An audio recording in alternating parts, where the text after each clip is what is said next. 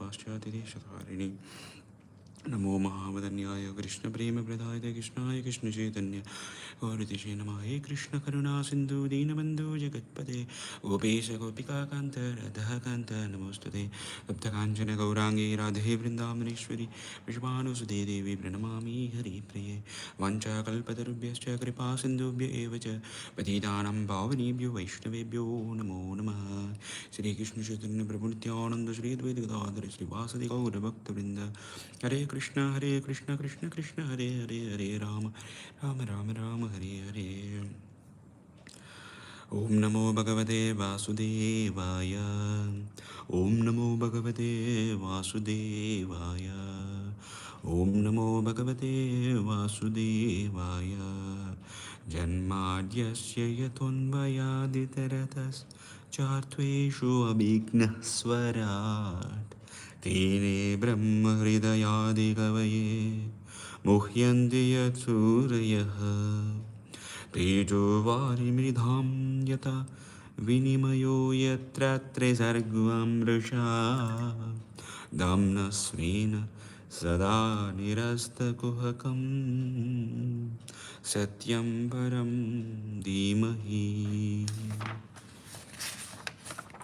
धर्मः प्रोजितकैतवक्त्रो परमो धर्मः प्रोजितकैतवत्र परमो निर्मत्सराणां सतां वेद्यं वास्तवमत्र वस्तु शिवदं तापत्रयोन्मूलनम्।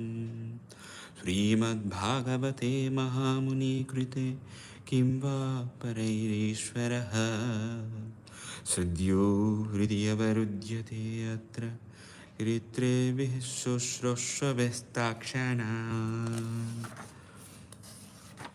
Verse number 3. निगमकल्पतरुगलितं फलं सुखमुखादमृतद्रवसंयुतं पिबत भागवतं रसमालयं मुहुरहो रसिका भुवि भावुकाः भुवि भावुकाः।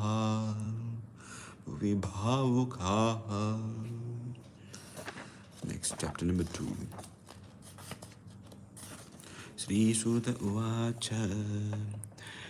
यं प्रव्रजन्तमनुपेतमपेतकृत्यं द्वैपायनो विरहकातर आजुहाव पुत्रेति तन्मय तयाथर्वोऽभिनेदुस्तं सर्वभूतहृदयं मुनिमानतोऽस्मि।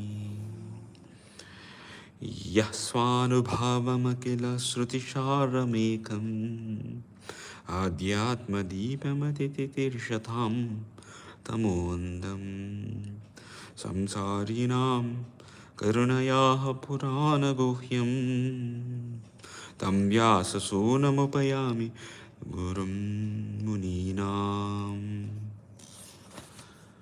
नारायणं नमस्कृत्य नरं चैव नरोत्तमं देवीं सरस्वतीं व्यासं ततो जयमुदीरये। अष्टप्रायेषु भद्रेषु नित्यं भागवत सेवया भगवती उत्तमश्लोके भक्तिर्भवति नैष्टिकी। कृष्णाय वासुदेवाय देवकीनन्दनाय च नन्दगोपकुमाराय गोविन्दाय नमो नमः। Let's move to the slokas today's first. Sloka is as follows.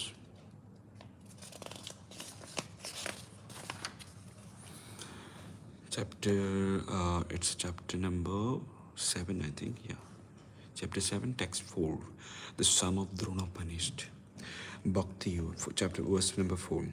Bhakti yogi namanasi samyak pari pranihite male apasyat purusham purnam mayam chatad apashrayam. The word-to-word meaning by His Divine Grace A.C. Bhaktivedanta Swami Srila Prabhupada. Bhakti, devotional service, yogena, by the process of linking up manasi upon the mind, samyak, perfectly, pranihite, engaged in and fixed upon, amale, without any matter, apasyat, saw, purusham, the personality of Godhead, purnam, absolute mayam, energy, cha, also that His apashrayam, under full control. Translation purport by His Divine Grace Srila Prabhupada. Prabhupada ki jai. Thus he fixed his mind perfectly, engaging it in by linking it in the devotional service. Bhakti Yoga without any tinge of materialism, and thus he saw the absolute personality of Godhead, along with his external energy, which was under full control. Purport. Perfect vision of the absolute truth is possible only by the linking process of devotional service. This is also confirmed in the Bhagavad Gita. One can perfectly realize the absolute truth, the personality of Godhead, only by the process of devotional service. And one can enter into the kingdom of God by such perfect knowledge. Imperfect realization of the absolute by the partial approach of the impersonal Brahman or localized Paramatma doesn't permit anyone to enter into the kingdom of God. Sri Narada advised Srila Vasudeva to become absorbed in transcendental meditation on the personality of Godhead and his activities. Srila Vasudeva did not take notice of the effulgence of the Brahman because that is not absolute vision. The absolute vision is the personality of Godhead, as it is confirmed in Bhagavad Gita 7.9. Vasudeva Sarvamiti. In the Upanishad also it is confirmed that Vasudeva, the personality of God, is covered by the golden glowing Hiranmayena Patrina veil of impersonal Brahman, and that when that veil is removed, the mercy of the Lord, the real face of the Absolute, is seen. The Absolute mentioned here as Purusha person. The Absolute personality of God, it is mentioned in so many Vedic literatures in the Bhagavad Gita, and the Purusha is confirmed as eternal and original person. The absolute personality of God is the perfect person. The Supreme Person has manifold energies, out of which the internal, external, and marginal energies are specifically important. The energy mentioned here is the external energy, as will be clear from the statements of her activities. The internal energy is there along with the absolute person, as the moonlight is there with the moon. Wow, what an example. The external energy is compared to darkness because it keeps the living energies in the darkness of ignorance. The word apashrayam suggests that the energy of the Lord is under full control. The internal energy or superior energy is also called Maya, but it is spiritual Maya or energy exhibited in the absolute realm. When one is under the control, under the shelter of this internal potential, the darkness of the mental ignorance is all it at once dissipated. And even those who are Atmarama or fixed in trance take shelter of this Maya, internal energy. Oh, you have to take shelter of internal energy. Devotion service of Bhakti Yoga is the function of the internal energy, and thus there is no place for inferior energy or material energy, just as there is no place for the darkness and effulgence of spiritual light. Such internal energy is even superior to the spiritual bliss attainable in the conception of impersonal Brahman.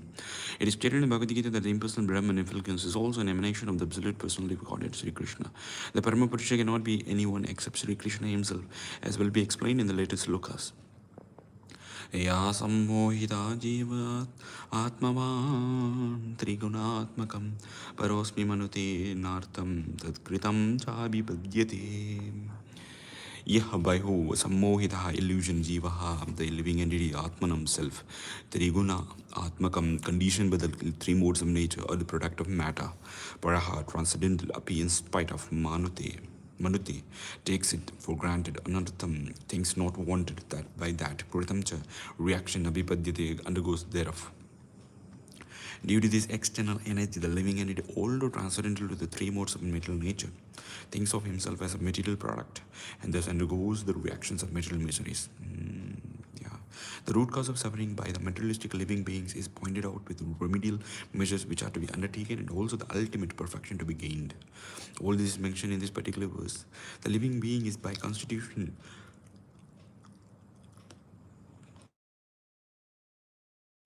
transcendental to material engagement, but he is now imprisoned by the external energy, and therefore he thinks himself one of the material products. And due to this unholy contact, the pure spiritual entity suffers material miseries under the modes of material nature. The living entity misunderstands himself to be a product. This means the present perverted way of thinking, feeling, and willing under material conditions is not natural for him.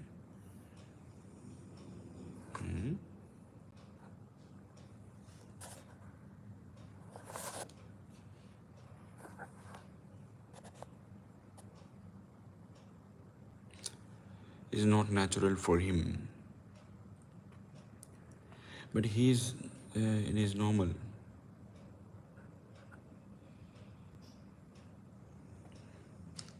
But he has his own normal way of thinking, feeling, willing. The living being in his original state is not without thinking, feeling, willing, and power. It also conveyed in Bhagavad Gita that the actual knowledge of the conditioned soul is now covered by nice science. That's the theory that the living being is absolute impersonal Brahman is refuted herein. This cannot be because the living entity has his own way of thinking in his original unconditional state also. The present conditioning state is due to the influence of the external energy, which means the illusionary energy takes the initiative. Of the external takes the initiative while the Supreme Lord is alive. The Lord doesn't desire that the living being be illusioned by external energy. The external energy is aware of this fact, but still she accepts the thankless task of keeping the forgotten soul under illusion by her bewildering influence. The Lord doesn't interfere with the task of the illusion energy because such performances of the illusion energy are also necessary for a reformation of the conditioned soul. An affectionate father does not like his children to be chastised by another agent, yet he puts his disobedient children under the custody of the severe man just to bring them to order. But the all-affectionate, almighty Father at the same time desires relief for the conditioned soul, relief from the clutches of illusion energy. Whoa. The king puts the disobedient citizens within the walls of the jail, but sometimes the king, desiring the prisoner's relief, personally goes there and pleads for information. And on his doing so, the prisoners are set free. Similarly, the Supreme Lord descends from his kingdom upon the kingdom of illusion energy and personally gives relief in the form of Bhagavad Gita, where he personally suggests that although the ways of the illusion energy are very stiff, or to overcome, one who surrenders under the lotus feet of the Lord is set free by the order of Supreme. The surrendering process is the remedial process, remedial measure for getting relief from the bewildering ways of illusion energy. The surrendering process is complete by the influence of association.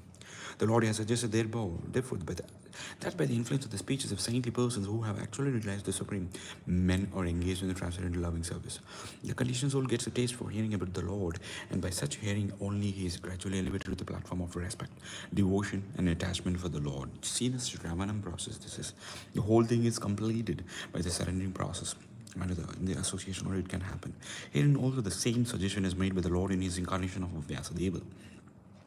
This means that the conditioned souls are being reclaimed with the Lord both ways, namely by the process of punishment by the external energy of the Lord, or by himself with the spiritual master within and without. Within the heart of every living being, the Lord himself as a super soul becomes a spiritual master, and from without he becomes a spiritual master in the shape of scriptures, saints, and initiated spiritual master. This is still more explicitly explained in the next sloka.